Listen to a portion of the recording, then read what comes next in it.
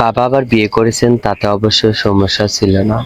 কিন্তু সমস্যাটা শুরু হলো দ্বিতীয় মাকে রেখে অ্যাক্সিডেন্টে বাবা মারা যাবার পর। ওই মহিলাকে বাবা বিয়ে করে এনেছিলেন মাত্র 2.5 মাস আগে। এরই মধ্যে নিজের সংসার গুছিয়ে নেবেন কি, নিজেই চলে গেলেন প্রাক্তন স্ত্রীর কাছে। আমি প্রথম সন্তান অনিম, অথচ আমার চোখে পানি নেই। 15 বছর বয়সী ছেলের চোখে পিতার মৃত্যুর শোক ধরা দেয় কিনা আমি জানি না।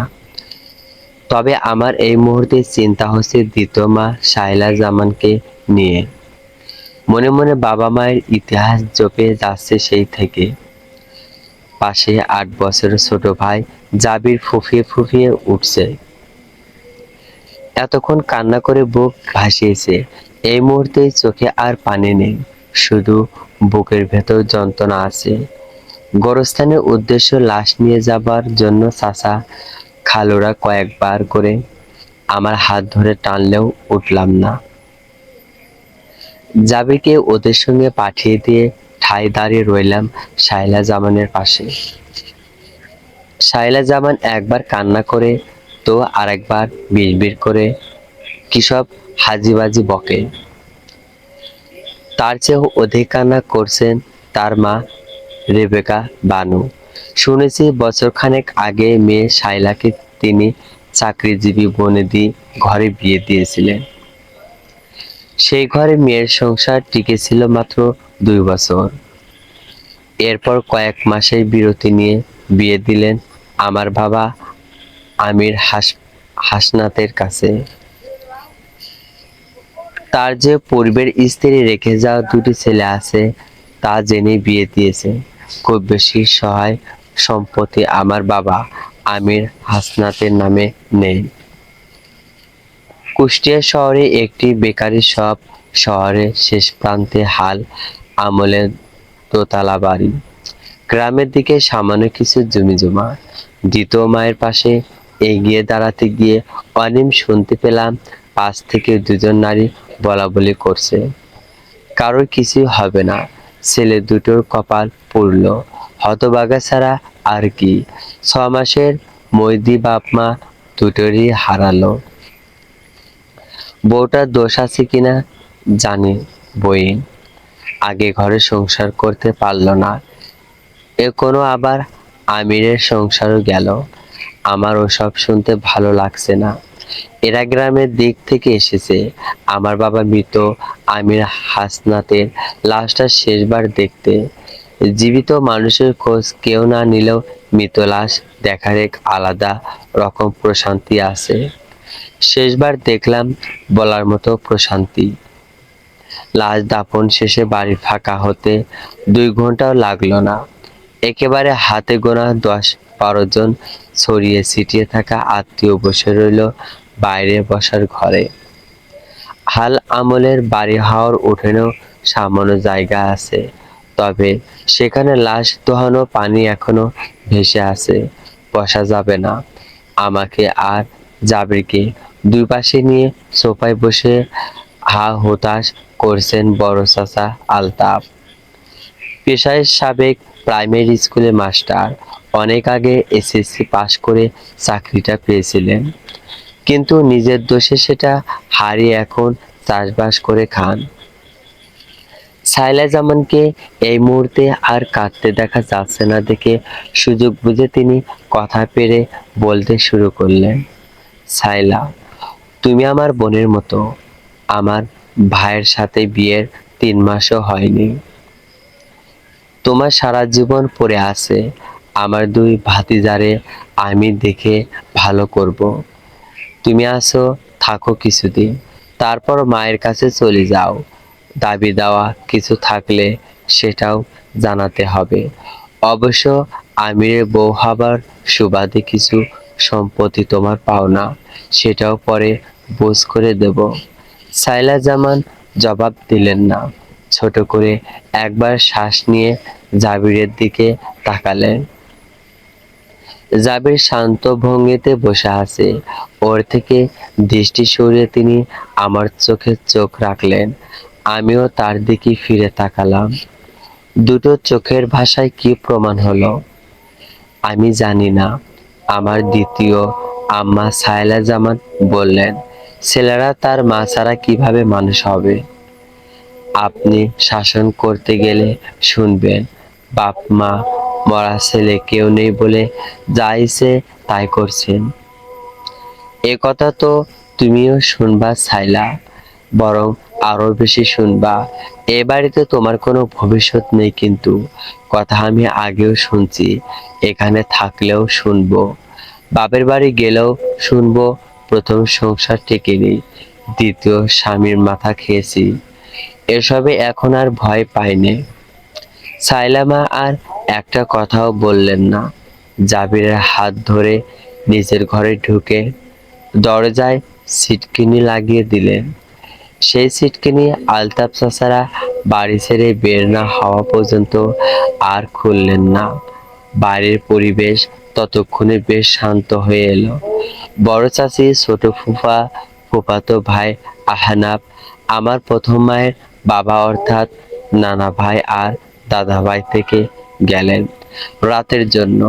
রাত প্রায় 10:30টার দিকে সাইলামা দরজা খুলে বাইরে এলেন।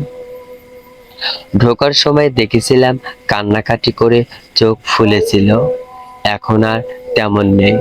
বড় চাচি দেখে দৃষ্টি নিবদ্ধ করে তিনি বললেন, জাবির অনেকক্ষণ ঘুমিয়েছে, ওরে তুলে একটু খাবার খাওয়ান।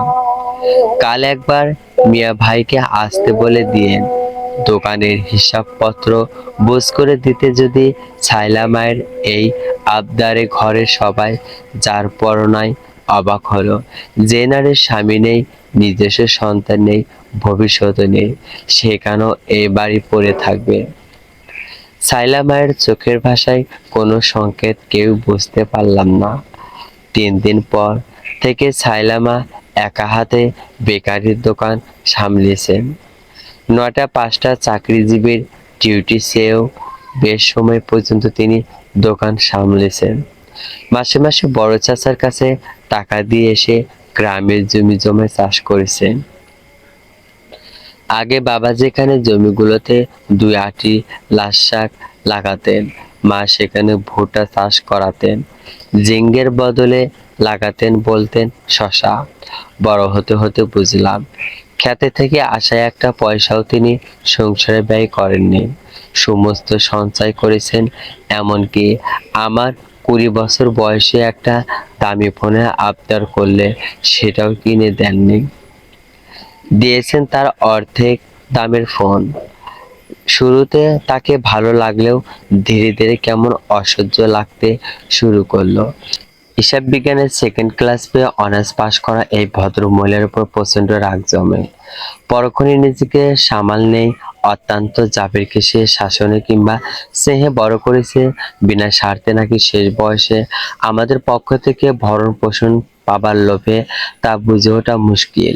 তবুও যত কিছু করুক না কেন, বাবার সমস্ত সহায় সম্পত্তি আমাদেরই, একদিন সবটা বুঝে নেব। এই মুহূর্তে চাষের লাভ থেকে কতই বা আর নিজের ব্যাংক ব্যালেন্স বানাবে। কিন্তু আমার ধারণা ভুল করে দিয়ে সাইলামা হঠাৎ বড় চাচা আর বড় ফুপাকে ডেকে বলে বসলেন, দোকানের জন্য ফ্যাক্টরি থেকে মাল নেওয়া লস হচ্ছে। আমি সিদ্ধান্ত নিয়েছি আমার নিজেরই একটা ফ্যাক্টরি দেব। সরাসরি ফ্যাক্টরি জিনিস বিক্রি করা দ্বিগুণ লাভ। তাছাড়া লোক রেখে অন্যান্য দোকানে মাল দিতে পারলে আরো বাড়তি লাভ।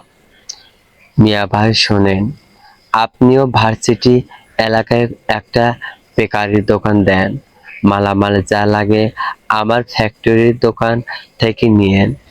বড় চাচার চোখের দিকে তাকিয়ে শুরুতে বেশ অসন্তুষ্টি দেখলেই শেষ কথাগুলো পর তার চোখ মুখ যেন চিকচিক করে উঠল। সাইলা মায়ের যেমন কথা তেমন কাজ। 1 মাসের মধ্যে কাগজপত্র গুছিয়ে শহরে এক প্রান্তে স্বল্প খরচে একটা ফ্যাক্টরি চালু করে ফেললেন। কয়েক বছরের ব্যবধানে সবকিছু যখন হাতছাড়া হবার উপক্রম, তখন আমার বয়স এসে ঠেকেছে 25-এ। ছোট চাচি আর সাইলামাকে একদিন আলাপ করতে শুনলাম। আমার বিয়ের জন্য তাদের বড্ড তাড়াহুড়ো। আমার পছন্দের মেয়ে নিতুর ব্যাপারেও নাকি গোপনে খোঁজ নেওয়া হয়ে গেছে। নিতু মেয়ে হিসেবে আত্মকেন্দ্রিক, কিন্তু আমাকে ভীষণ ভালোবাসে। ওর ব্যাপারে ঠিক এমনই মন্তব্য শায়লা মায়ের। অথচ আমি 4 বছর ধরে ওর সাথে সম্পর্কে থেকেও কখনো বুঝতে পারিনি নিতু আত্মকেন্দ্রিক। কথাটা শুনে প্রচন্ড রাগ হলো। পরের দিনই নিতুর সাথে দেখা করে জিজ্ঞাসা করলাম, নিতু, তুমি কি আত্মকেন্দ্রিক? এ কথা কে বলেছে? তুমি আগে বলো। সাইলামা, উনি সম্ভবত তোমার ব্যাপারে খোঁজ নিয়েছেন আমার সাথে বিয়ে দিতে। খোঁজ নিয়েছে ভালো কথা, কিন্তু আমার সম্পর্কে এ ধরনের কথা বলার সাহস কিভাবে পায়? তুমি একটা প্রতিবাদ করলে না? কি বলবো? জাবির ওনার প্রচণ্ড রকম ভক্ত। সাইলামা ছাড়া কিছু বোঝে না সে।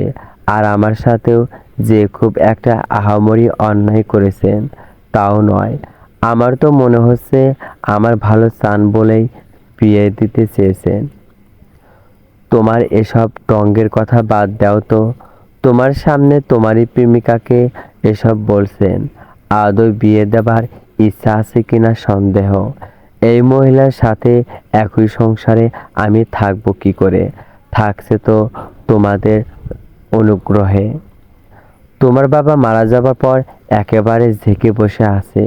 যতটুকু তোমার কাছে শুনেছি, নিজস্ব ব্যাংক ব্যালেন্সও তো বানিয়ে ফেলেছে। আর তুমি বসে বসে কেবল আঙুল চোষো। নিজের সংসারের জন্য 4 আনা পয়সা তুমি সঞ্চয় করতে পেরেছো। দেখো অনিম, তুমি বোকা হতে পারো, কিন্তু আমি নই। তুমি এই মহিলার সাথে ফাইনাল কথা বলে সমস্তটা বুঝ করে নাও। নিজের হবু বউকে বাইরে এমন মহিলা কিছু বলে যাবে, আর তুমি কাপুরুষের মতো সব শুনে চুপ করে থাকবে। সরি, এমন কাপুরুষ আমি চাই না।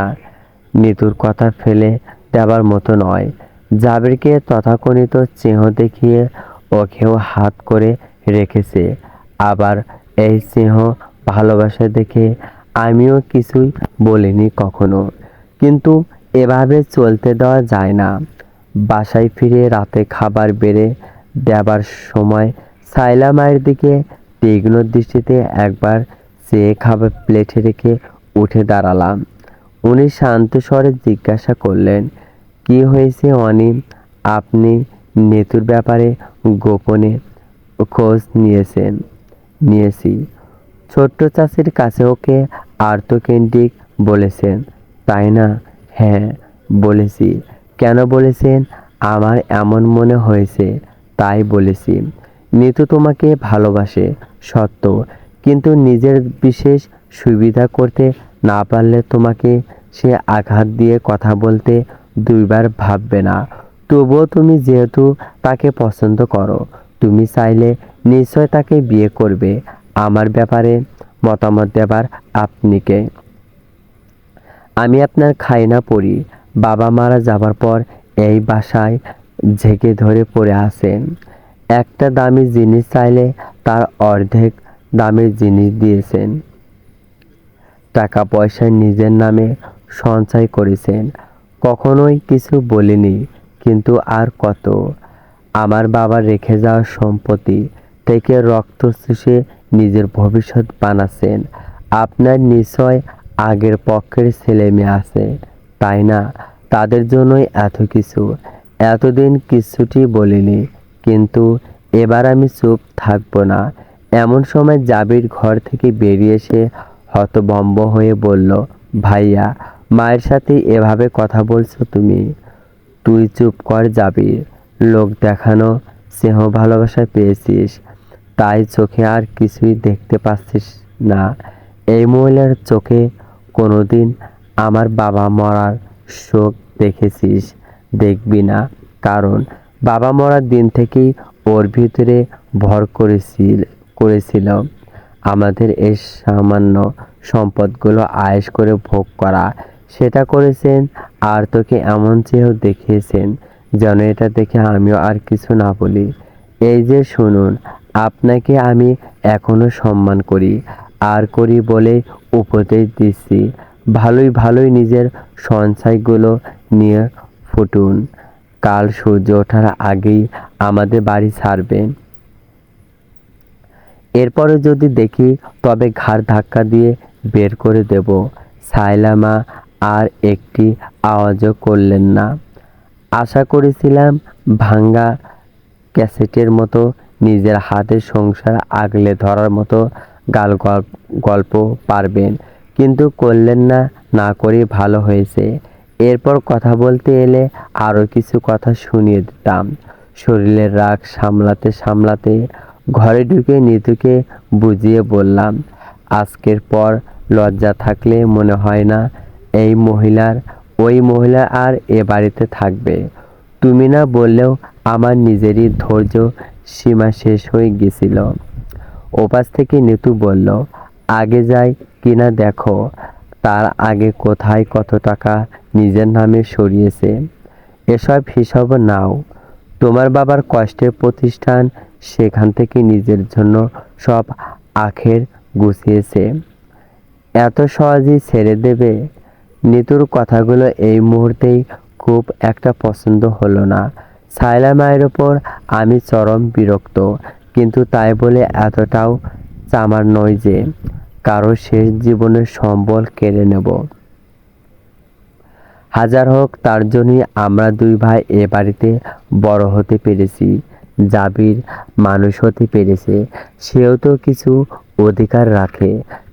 নিতু উত্তর দিতে যাবে, তার আগে ডাইনিং থেকে জাবিরে আর্তনাদ ভেসে এলো। সায়লা মা স্ট্রোক করেছেন, অথচ আমি ঠায় দাঁড়িয়ে রইলাম। জাবিরকে এক ফোঁটাও সাহায্য করলাম না। সে একা হাতে পাশের বাড়ির মানুষ ডেকে মাকে নিয়ে গেল হাসপাতালে।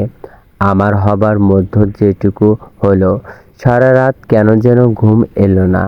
জাবির ফিরল সকালে, ক্লান্ত বিমর্ত একটা চেহারা নিয়ে। জিজ্ঞেস করলাম, কিছু খেয়েছিস? না, সময় নেই। কেন? কেন, কোথায় যাচ্ছিস আবার? ব্যাংকে টাকা উঠাতে। আমার নামে 5 লক্ষ টাকার একটা ডিপিএস আছে। বাবা মরার পর একদিন সাথে নিয়ে গিয়ে আমার নামে মা করেছিল, আমার মনে আছে। এরপর প্রায়ই দেখেছি আলাদা একটা অ্যামাউন্ট আলাদা করে রাখতো, যদিও আমাকে কখনোই বলেনি। এখন গেলে সেটা আমি পাবো। বড় চাচা বলেছেন, মায়ের প্রয়োজনে যদি খরচ করতে না পারি, তাহলে ওই টাকা আমার হজম হবে না। তোর কাছে সে শায়লা বেগম, কিন্তু আমার কাছে শুধুই মা। আমার মায়ের দরকার ছিল, সে সেটাই যোগান দিয়েছে। 9 বছর বয়সে আমার সম্পত্তির দরকার ছিল না, এখনো চাই না। জাবির আর কথা বাড়ালো না। মায়ের ঘরে ঢুকে নানান জায়গা হাতের শেষ পর্যন্ত আধা ঘন্টা পর সঞ্চয় বইটা পেয়েই একচুটি বেরিয়ে গেল। নিজেকে বড্ড অপরাধী লাগছে। জাবিরের কাছে একবারও জিজ্ঞাসা করলাম না, সায়লা মা কেমন আছেন? অনেক দ্বিধান্ত পেরিয়ে ক্লিনিকে গিয়ে দেখি বাবার পক্ষের অনেকেই এসেছেন, এমনকি ছোট চাচা, বড় চাচা, বড় ছেলেও। আলতাফ চাচার পাশে অপরাধের মতো দাঁড়িয়ে বললাম, উনি উনি কেমন আছেন? জাবিরের কাছে সবই শুনলাম রাতে। তুই সায়লাকে ঘৃণা করিস কেন? ঘৃণা করিনি কখনো, তবে সম্মানও করিসনি। শুধু তোদের প্রয়োজনের দিনগুলোকে পাশে থেকেছিল বলে কেবল কৃতজ্ঞ ছিলি, ব্যাস এতটুকুই। তোর বাপ মরার সময় কি রেখে গেছে অনিম? ওই তো বেকারির দোকান, বাড়ি আর কিছু জমি। ওই দিয়ে কয় বছর চলতো তোদের? বলতে লজ্জা নেই আমার? ভাই মরার পর একবার মনে হয়েছিল তোদেরকে নিয়ে আসবো, ভাইয়ের জমিগুলোও চাষ করে খাবো। তোরা কত দূর পড়াশোনা করবি সেই হিসাব আমার ছিল না। হয়তো আমার ছেলে মেয়ের মতোই মেট্রিক পাস করতিস কেবল। কিন্তু সাইলা আমার সব ছোটলোকি ধারণা পাল্টে দিয়ে মেয়ে মানুষ হয়েও দোকান সামলেছে, আমার মাধ্যমে চাষ করিয়েছে। জাবির ছোট বলে এর নামে ডিপিএস চালিয়েছে। তোর বাপ তোর নামে যে ব্যাংক অ্যাকাউন্ট খুলেছিল সেখানেও টাকা জমায়। তুই কতটুকু খোঁজ নিয়েছিস? তোর মতোই একবার স্বার্থপরের মতো সাইলাকে তাড়ানোর জন্য ওর সম্পত্তির হদিস জানতে গেছিলাম। তোর বাপ যখন অ্যাক্সিডেন্ট করলো, নিজের সম্পত্তির অর্ধেক ওর নামে, বাকি অর্ধেক তোদের নাম দিয়ে গেল।